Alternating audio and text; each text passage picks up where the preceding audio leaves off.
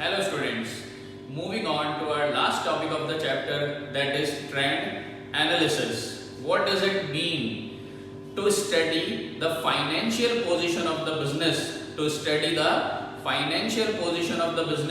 to find out changes in individual item, in comparison with a particular year is trend analysis. अब इस trend analysis के अंदर दो इसके सब पार्ट हैं, एक कहलाता है ट्रेंड परसेंटेज और एक कहलाता है ट्रेंड रेशो। तो हम पहले वाले पार्ट को स्टडी करेंगे, ट्रेंड परसेंटेज। ट्रेंड परसेंटेज जो है वो कंपनी किसी के ऊपर भी निकाल सकती है। कंपनी की जो रेवेन्यू फ्रॉम ऑपरेशंस होती है, नेट सेल्स, उस पे भी निकलता है, प्रॉफिट हो एटसेट्रा एटसेट्रा। तो हम नेट सेल्स का एग्जांपल लेकर करेंगे तो हम ट्रेंड परसेंटेज निकालेंगे नेट सेल्स के ऊपर। तो हम यहाँ पर हमारी हेडिंग क्या लिखेंगे, statement showing trend of net sales. इसको नेट सेल्स लिखें और रेवेन्यू फ्रॉम ऑपरेशंस भी लिख सकते हैं। अब इसमें देखिए हमारे क्वेश्चन में गिवन क्या होगा, हमारे क्वेश्चन में स्टार्टिंग के ये जो दो कॉलम हैं ये गिवन होंगे। स्टार्टिंग के जो दो कॉलम हैं ये गिवन होंगे। एक कॉलम आपको ईयर का गिवन होगा और एक कॉलम आपको net sales revenue from operations का गिवन होगा, क्योंकि अपन जो ट्रेंड परसेंटेज निकाल रहे हैं वो किसकी निकाल रहे हैं, नेट सेल्स की। तो एक कॉलम हमें नेट सेल्स का गिवन होगा। ईयर आपको 4 ईयर 5 ईयर कितने भी गिवन हो सकते हैं और ये नेट सेल्स का हमें अमाउंट दे रखा है इन लाख में। अब ये दो कॉलम हमारे क्वेश्चन में गिवन है। अब जब हम सॉल्यूशन करेंगे तो आपको ये ध्यान रखना है कि ये जो दो कॉलम हमारे क्वेश्चन में गिवन है, हम सॉल्यूशन में भी इन दोनों कॉलम को पहले एज इट इज ऐसे के ऐसे उतारेंगे। तो जब अपन सॉल्यूशन करेंगे तो दोनों कॉलम को एज इट इज आप ऐसे के ऐसे उतारेंगे। अब हमें दो कॉलम बनाने हैं सॉल्यूशन में, कॉलम नंबर 3 और कॉलम नंबर 4।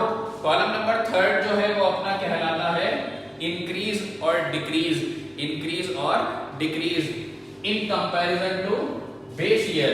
अब मैंने जब आपको इसका मीनिंग बताया था तो मैंने ये कहा था कि इंडिविजुअल आइटम में चेंज होता है, किसके कंपैरिजन में, पर्टिकुलर ईयर के कंपैरिजन में। तो इसमें जो पर्टिकुलर ईयर अपन लेते हैं वो हमेशा स्टार्टिंग वाला ही लेते हैं। मतलब कौन सा लेते हैं, बेस ईयर।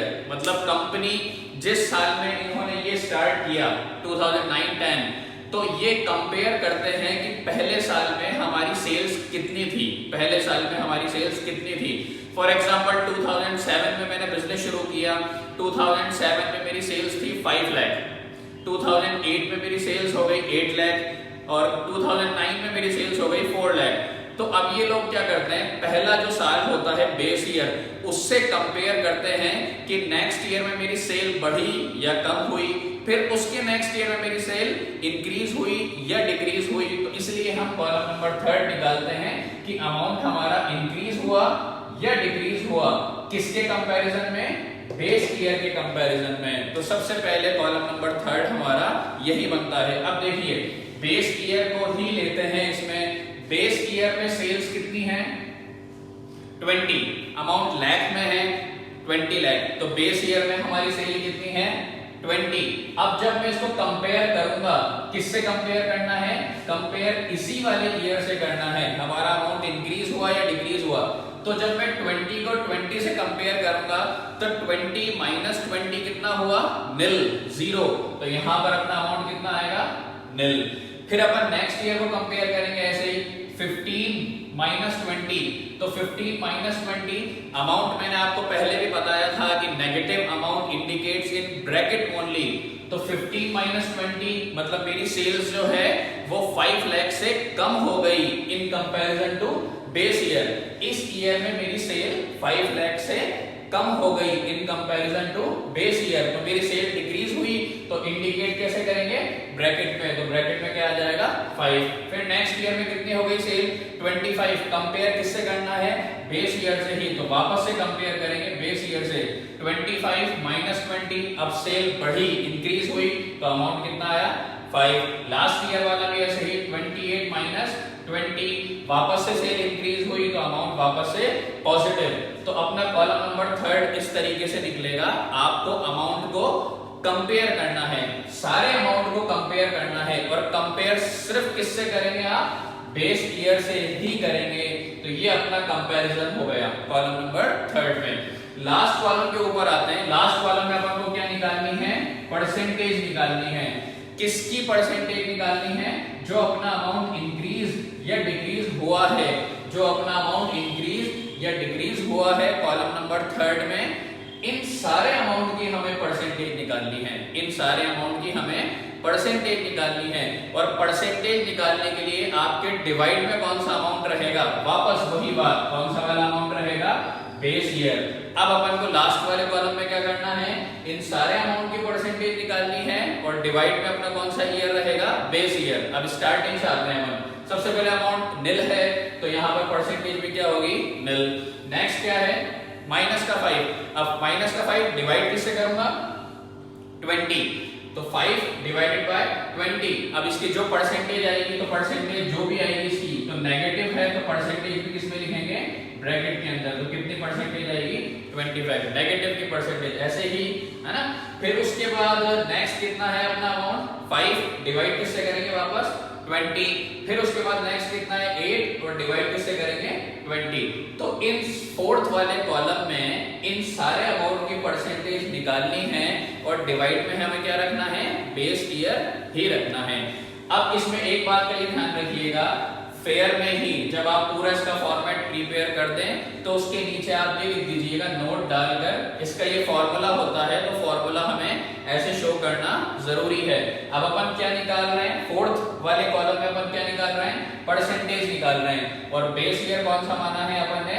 2009 और 10। तो परसेंटेज इंक्रीज होगी या डिक्रीज होगी? नेगेटिव आएगी तो डिक्रीज, पॉजिटिव आएगी तो इंक्रीज। और बेस ईयर हमने माना है 2009-10। तो परसेंटेज निकालने का इसका formula, absolute increase in decrease in any year. इस ईयर में अमाउंट या तो इंक्रीज हुआ है या डिक्रीज हुआ है, और डिवाइड किससे किया है अपन ने? Value of base year. Base year कौन सा है अपना? 20, और परसेंटेज निकालने के लिए मल्टीप्लाई बाय 100। तो ये फॉर्मूला यहाँ पर शो कर छोड़ देना। अब अपन को परसेंटेज अपन ने 1, 2, 3 इन 3 आइटम्स की अपन ने परसेंटेज निकाली है। तो आप जब फेयर में इसको करेंगे, तो एक की किसी भी एक वैल्यू की परसेंटेज आपको शो करके दिखाना जरूरी है। तो मैंने यहाँ पर एक ईयर की दिखा दी। कौन से ईयर की? 2010-11। 2010-11 की परसेंटेज कैसे आई? माइनस का 5, और डिवाइड किससे किया? बेस ईयर से, मल्टीप्लाई बाय 100। मेरी परसेंटेज कितनी आ गई? और फिर यहाँ पर मैंने क्या लिख दिया? And so on. परसेंटेज ऐसे ही चलती रहेगी। अगर आप इन दोनों वैल्यूज की भी परसेंटेज निकाल के दिखाएंगे तो इससे कोई इफेक्ट नहीं पड़ेगा, और नहीं दिखाएंगे तो भी कोई इफेक्ट नहीं पड़ेगा। लेकिन एक वैल्यू की परसेंटेज आपको यहाँ पर निकाल के दिखानी जरूरी है। तो ट्रेंड एनालिसिस में जो पहला टॉपिक है ट्रेंड परसेंटेज, क्योंकि क्वेश्चन में आपको वो यूं भी कह सकता है कि कैलकुलेट ट्रेंड परसेंटेज। तो कैलकुलेट ट्रेंड परसेंटेज, तो ये फॉर्मेट अपना ट्रेंड परसेंटेज का है। तो इसमें स्टार्टिंग के जो 2 कॉलम हैं वो हमें गिवन होंगे। एक कॉलम हमें इंडिविजुअल आइटम में जो चेंज हुआ उसका निकालना होता है। कोई इंक्रीज भी हो सकता है और डिक्रीज भी हो सकता है। और कंपेयर किससे करना है? सिर्फ बेस ईयर से। तो ये बेस ईयर से कंपेयर हो गया। फोर्थ वाले कॉलम में जो अपना अमाउंट इंक्रीज या डिक्रीज हुआ, इन अमाउंट की परसेंटेज निकालनी है, और वो भी किससे निकालनी है? बेस ईयर से। तो ये सारी अपनी परसेंटेज आ जाएंगी। पूरा फॉर्मेट बनाने के बाद नीचे नोट डालकर ये फॉर्मूला शो कर देना, और फिर उसके बाद किसी भी एक वैल्यू की परसेंटेज निकालकर शो कर देना। और इसके अलावा इसमें कुछ भी नहीं है। That's it. Okay, thank you.